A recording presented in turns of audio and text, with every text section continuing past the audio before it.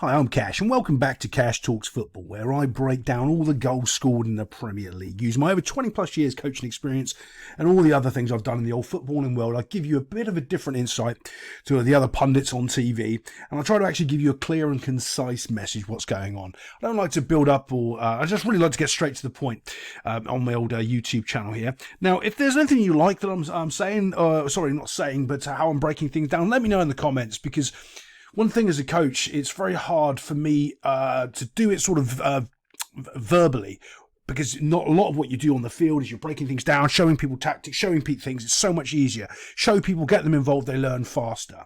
When you're talking, you're supposed to say as little as possible as a coach. But now you're on YouTube, you're supposed to say as much as possible. So it's contradictory to everything that you're really talking about. But we're going to talk about this challenge right here.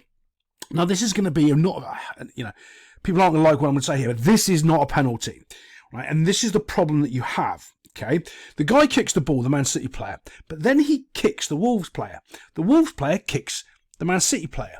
There's no ball involved because the guy gets his shot off, right?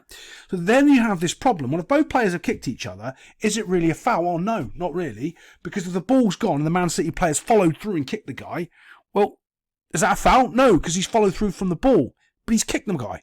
Yeah, but the Wolves players kicked him too. It's like two people have done something. They've both collided together. The ball's gone out the picture because the guy's got his shot off. Now, you can argue that his shot might have been better if the Wolves player wasn't there. But it's not the Wolves player's responsibility to let him have a free shot at goal. It's his job to block it. So you're in this dichotomy of where both players have come together. And you hear this sometimes in football, it's just a coming together. And that's what this is. It looks worse than it really is, but it's just a coming together of two players. Let's just watch this. Bush. See, right here, we can see both players are trying to play the ball. They're not trying to kick each other. There's no violent contact in here. His studs are down, and it is just a coming together. Look, dosh. That's what's happened there. That's all it is. It's a coming together inside the box, and the ref has given them a penalty. Now, letter of the law, can you give a penalty for that? Yeah, probably. Yeah, you can probably give a penalty for that, and no one's going to go, but should you? No, probably not, because it is just a coming together. And at some point, I think there's a thing with Wolves have been the team that's been most punished in the Premier League by wrongful VAR decisions. Now, I'm not saying this is a wrong decision. There's just I'm never giving that as a penalty because I know that's a coming together in football, and that's what happens when you're following through and two people are running. They're not Harry Potter. They can't magic their way out of each other so they don't collide. Collisions happen sometimes, and just because it's a collision, and I can't stand this thing that's happened in football. People go, but there's contact.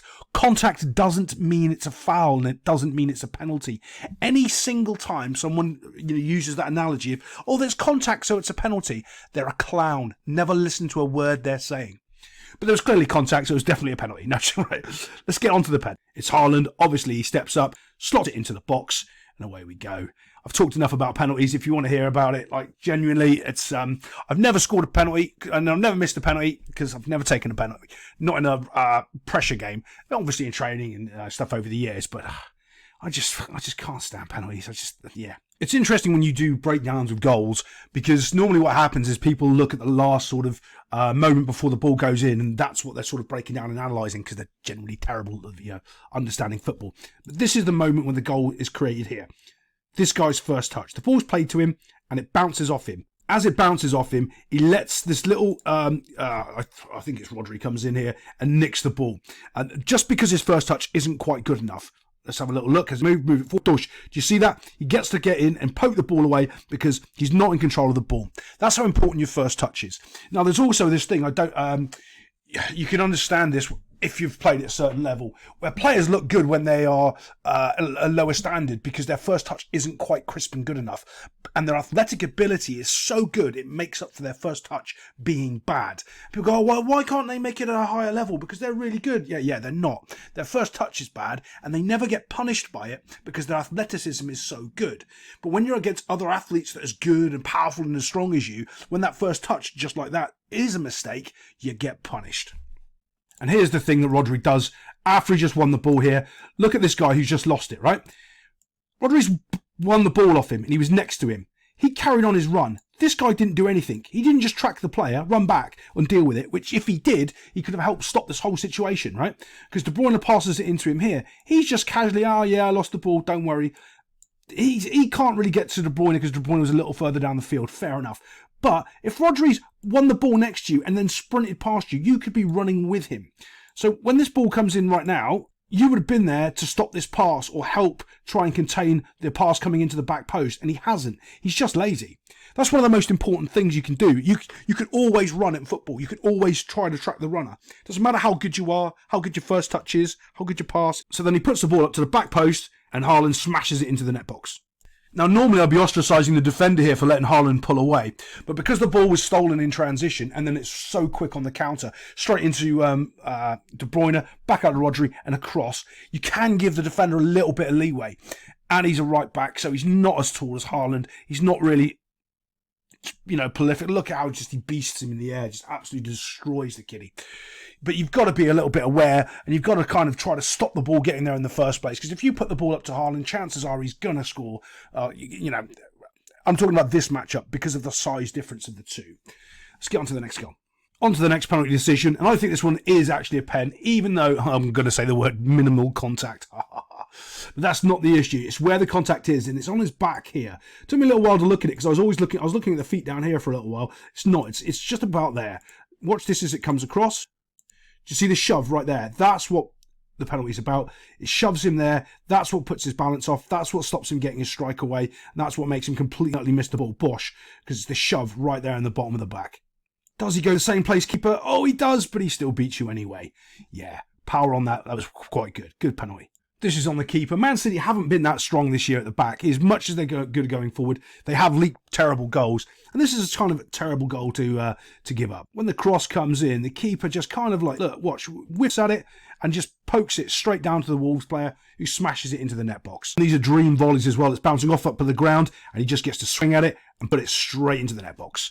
Let's get on to the next goal. So this is just too easy from City here. And the reason is because Wolves have just pushed too many players forward. You can't afford to do this against Man City. Well, I suppose, 3-1 at the time or 4-1? And in comes the ball straight into Foden's feet here. Now, when Foden receives the ball here, because they're pushed up, he's got all the time in the world to pick out a pass. And as you can see, Haaland's already on his bike. So this is one thing that sort of puzzles me as well. And I know Man City normally have possession and they're normally in the other team's half. So it's not very often that they can just release Haaland and just let him run into the space. But if they do, he's going to score a whole load more goals. Not that he doesn't score enough, but he really will. When this ball goes, though, Haaland's just running on and taking it into the 18-yard box. And that's where we're going to pick it up because I want to show you the defensive action. I just want to pull it back ever so slightly right here. See if I can show you this. As it comes down, watch his first touch there. Okay, it's okay. But just like I was explaining about your athleticism when you have a bad first touch can get you away from it. And this player's not close enough. So watch what happens here.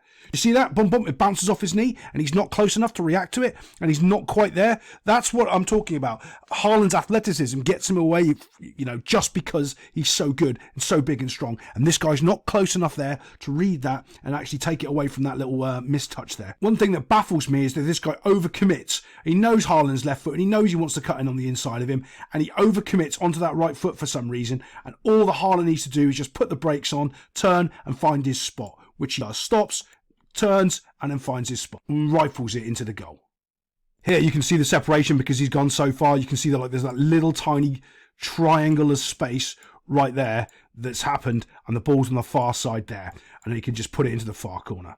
Other than that, I'm about to do a massive technical breakdown on little tiny triangles and how you move the ball from one side to the other and making sure you've always got space to shoot or pass, but I'll save that for another time.